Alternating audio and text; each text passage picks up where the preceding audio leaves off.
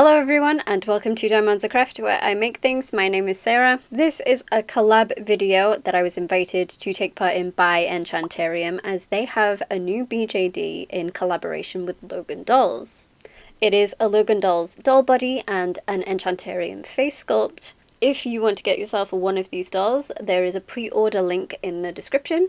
You can choose from one of 3 face sculpts, which are Bunny, Kitty, and Puppy. And you can also choose from one of 7 different colours, which are raspberry, light, plum, tan, blueberry, dark, or apple. So if you are interested in getting yourself one of these, here's what's included and what you can add as extra. I was invited along with Moonlight Jewel and Beth Ramsden to customise one of these fabulous creations, so let's get right into it. Let's take a good look at her. First of all, she's adorable as hell. I chose the bunny face sculpt and I chose blueberry for my doll. I've never customized a BJD before. I have one to customize, but I have been waiting for the right idea to pop into my head for that, so watch this space. I might be brave enough to customize that soon. The range of motion is really awesome on dolls like these. Sure, articulated dolls do have great range, but it is limited compared to this. She's got wrist and ankle joints. Her thighs spin around. Her knees have 2 joints so they can fold fully. So cute. And same with her elbows. It is so cool that a hand can touch her shoulder.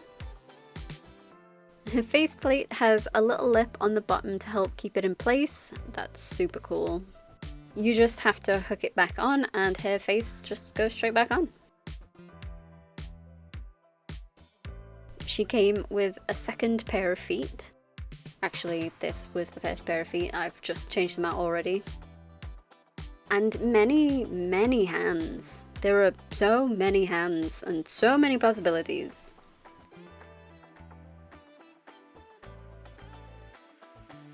Alex and Bob also sent along 3 pairs of their iconic sculpted eye bases and some blank ones too.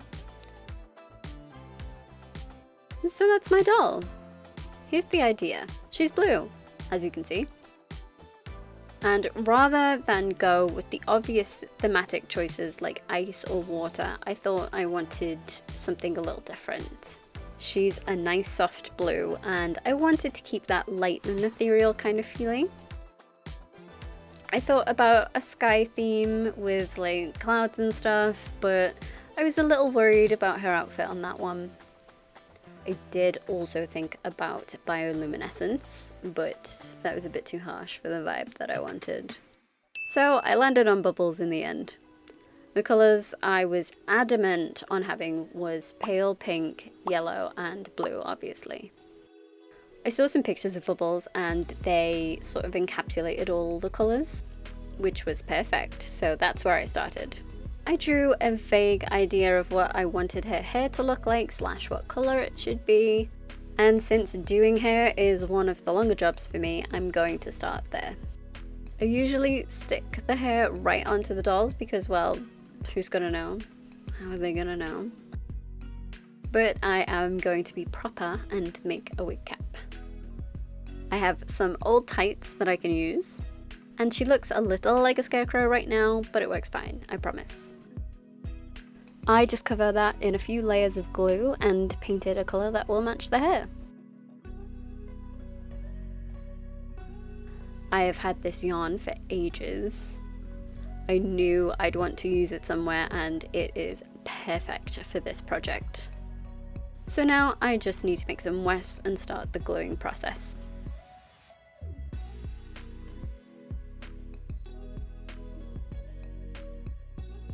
I also have this very pale pink. I'm adding it as well just for extra colour. Doing hair really feels like the hardest part because there's just so much to consider. So I have to be mindful of where I'm placing the wefts. I decided on a curtain fringe, so it'll be split down the middle. I wanted her to have space buns, but also have bubble themed hair And throughout trying a few things, I settled on using these beads and pipe cleaners to make bubble bunches. I painted the beads white and just checked what configuration I wanted to have them in. Going largest to smallest sounds the most reasonable, and it looks pretty cute. The inspiration to use pipe cleaners actually came from Enchantarium's latest video, but they also give some decent stability to be glued onto the head and keep everything in place. The hardest part of this was getting the hair to lie flat when I did it. So much so, it took me all day to do one so I could film me doing the other one. But it honestly worked out so much better than I could have hoped.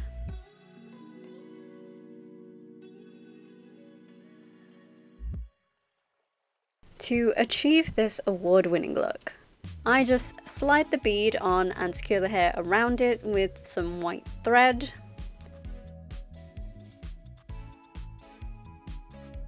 Then once I ran out of hair, I stuck some inside the next bead and carried on.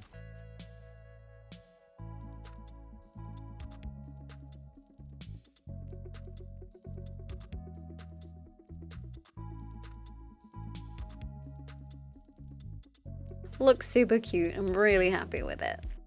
I have hairstyling fatigue now, so I'll revisit this later on when we are decorating it. The clothes are the second thing that takes me forever to do, so me and my mum went and sourced some material, and I was looking for anything that resembled a Y2K theme. My idea for the clothes is to channel literally anything Sharpay Evans wears in High School Musical.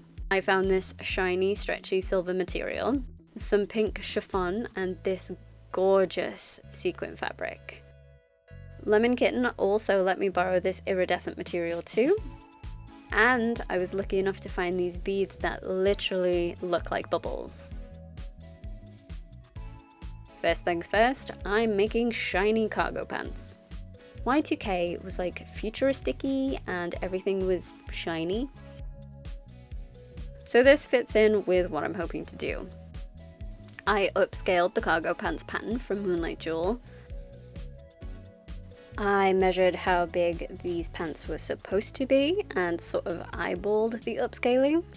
I am kind of surprised that it worked so well. Then to make them all neat, I pressed everything, but this fabric was bouncy.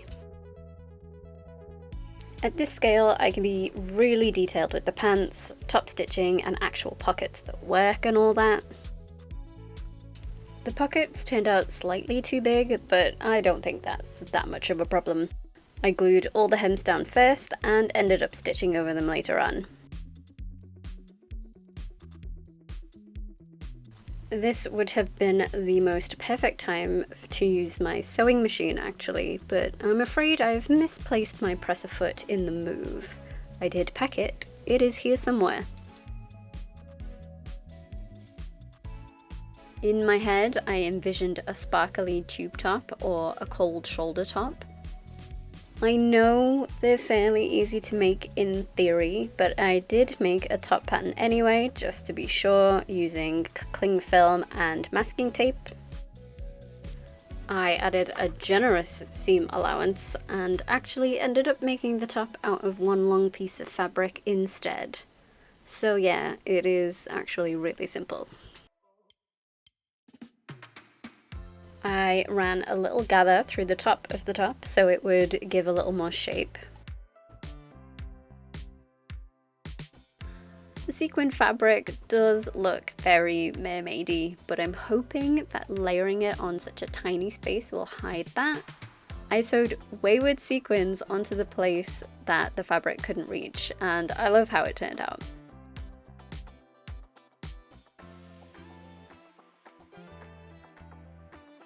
I did originally want the sleeves to be pink too, but I felt like I'd have to add more sequins for it to match, so instead I made separate sleeves out of the iridescent fabric. They look very bubbly, I'll show you properly later. Next on my list was the face. Yes, the face, something I've been terrified of doing because I just do not want to mess it up. haven't actually done a face up since Lucifer, which was about August last year. I'd done Jester's face up way before, so I was out of practice. Of course, I was nervous getting back into it on this doll. I started with sketching the eye shape and eyelashes in white first. Then all the bubbles just to get placement.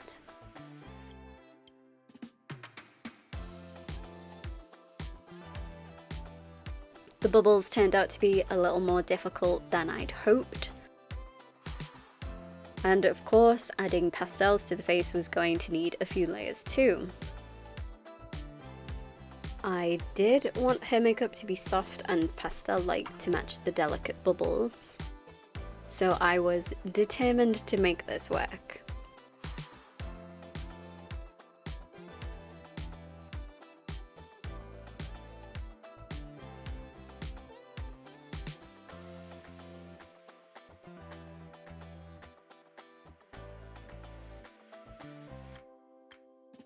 I had a wild idea to add liquid core eyes to this doll, but that was way creepier than what I'd intended.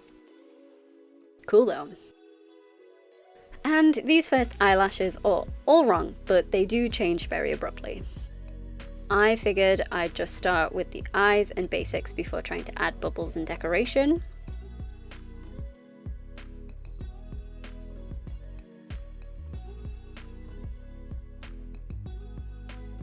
And the pastels I was using were just going to get dulled with the next layer of MSC, so I decided to use my pan pastels. The colour is a little harsher, but when sprayed it becomes lighter anyway, so I don't have to layer it so much. I also don't have a pink colour pan pastel. I have yellow, green, purple, white, all those colours, but no pink, so I had to stick with layering the one that I did have over and over again. Fun fact, I have never actually coloured a bubble properly before I did my concept sketch. What a fun moment to try that for the first time.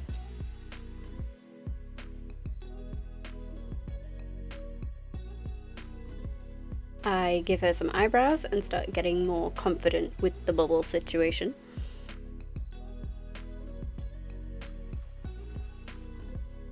And using traditional methods instead of digital ones is very different. So I tried a few different ways of getting the effect. I did fully white bubbles and I did some that just layered the pastels on. I added some darker colours around the edges of the bubble and I think that's worked well too. For extra decoration, I decided I wanted to make them slightly more 3D by adding a shadow. In the end, the thing that makes it so bubbly is adding the highlights. At least that's when it started looking right to me.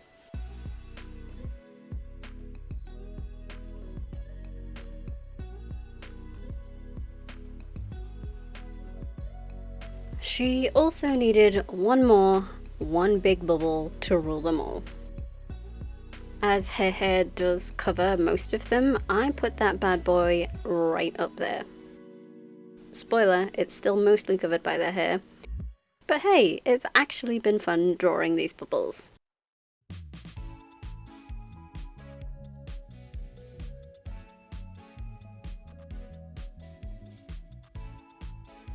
Once the bubbles were all done, I could focus on her lips.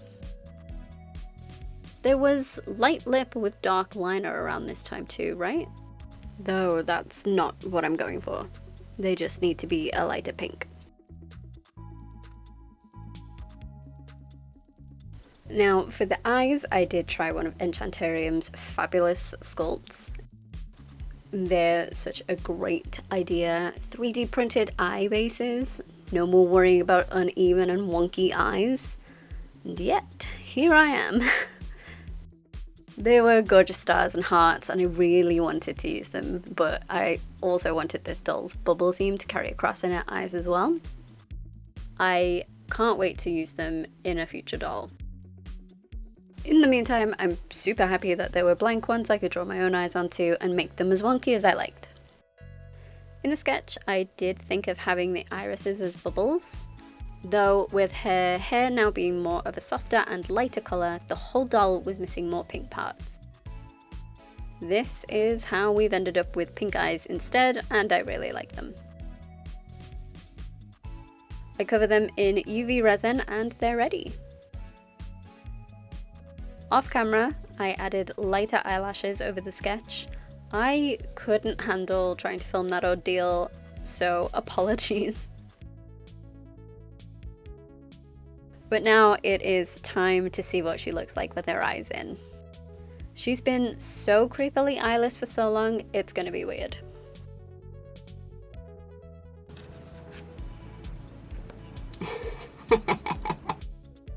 This looks really cool. I couldn't be happier with how her face has turned out.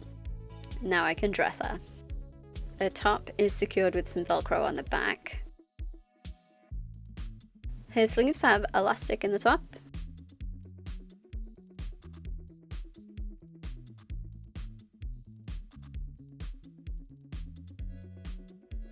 And these pants are so stretchy, I didn't need a closure in them. Score!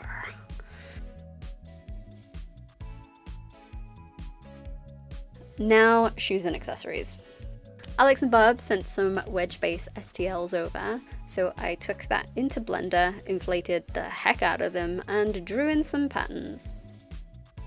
I want these to look like those bubble wedges that were around in the 90s.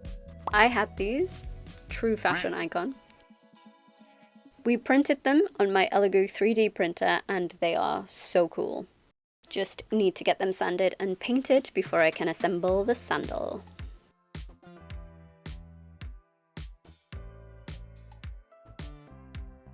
I draw another pattern for them, much the same way I did before.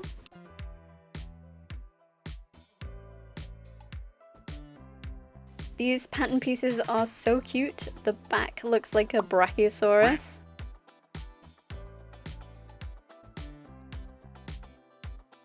Then I just need to stick them in the right place. I make little marks where I'm supposed to glue them and get right to it.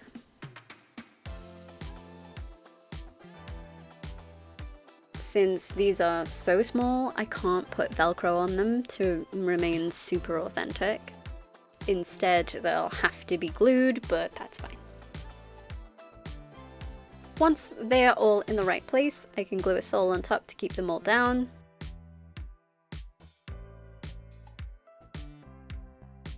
I also add another silvery sole on top to neaten it up. I can glue the sides of that down to hide the gaps.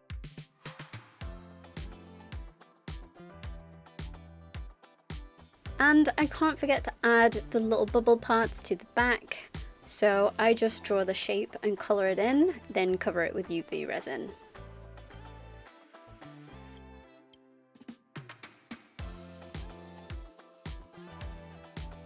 Now these are looking a little sad by themselves, so let's decorate. These sandals have little bubbly bits on the straps, so I decided they could just be little bubbles. Though it still didn't look like enough, so rhinestones it is. Look, everything was shiny in the millennium, so I am absolutely on brand here. I go around all the edges, and honestly, these are sick. 11-year-old me would adore these. The shoes are done and cute as heck, so let's give her an era-appropriate phone. You know what I mean. I mean a flip phone. You were a cool kid if you had one of those pink Motorola Razr flip phones back in the day. And this isn't the same shape, but I found an STL of a flip phone that works just as well.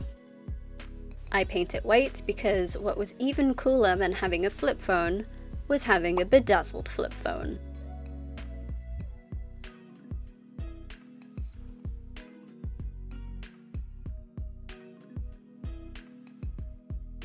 I wasn't pleased with the shallowness of the buttons, so I added UV resin to them. Doesn't quite close properly, but let's be real, no one cares.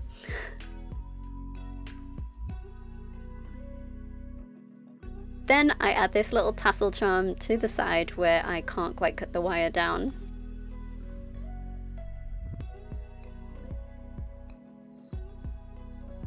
Next, we need a belt.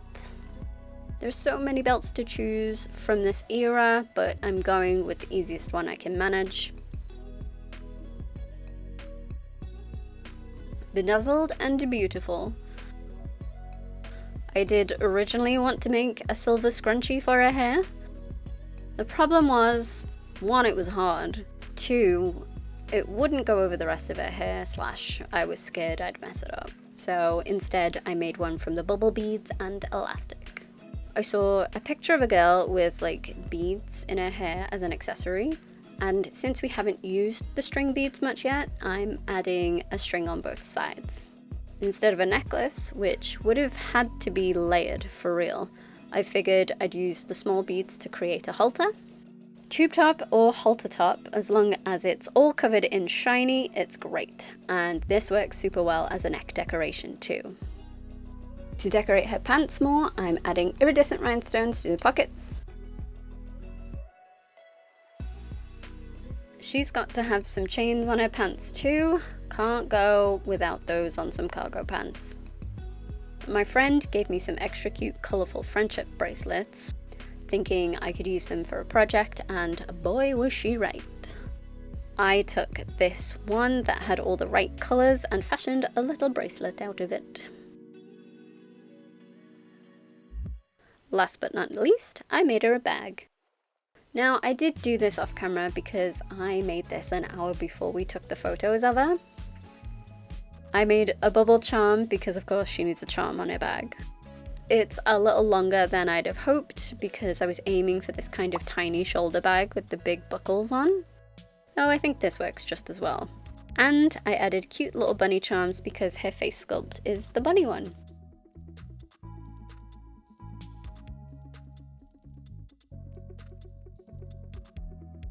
Now with that, she's all finished.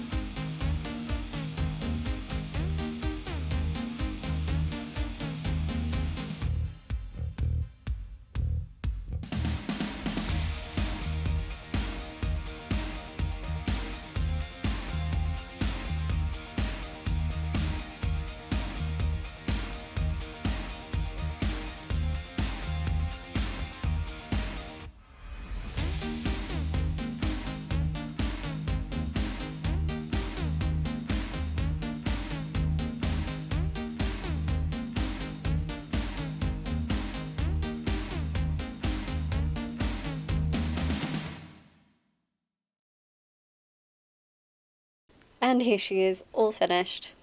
And I really, really, really love how she turned out, which is what I say for every single doll that I do, but I do really like them. The sculpt is incredible. The face sculpt is also awesome. So cute. Look at how cute that is. Took me a while to get the style that I wanted, but in the end I think it turned out really, really well. I'm kind of jealous of her outfit. I want it for myself. Leave a like, subscribe, ring my bell, do all that good stuff if you liked any of this. Let me know what you thought about her in the comments below. Make sure you're not rude about it though. If you haven't checked everyone's videos out, go and do so now. please leave a lot of love under their videos as well. And I will see you in the next one. Bye! Do the thing with the thumb, I guess. Maybe we shouldn't say that.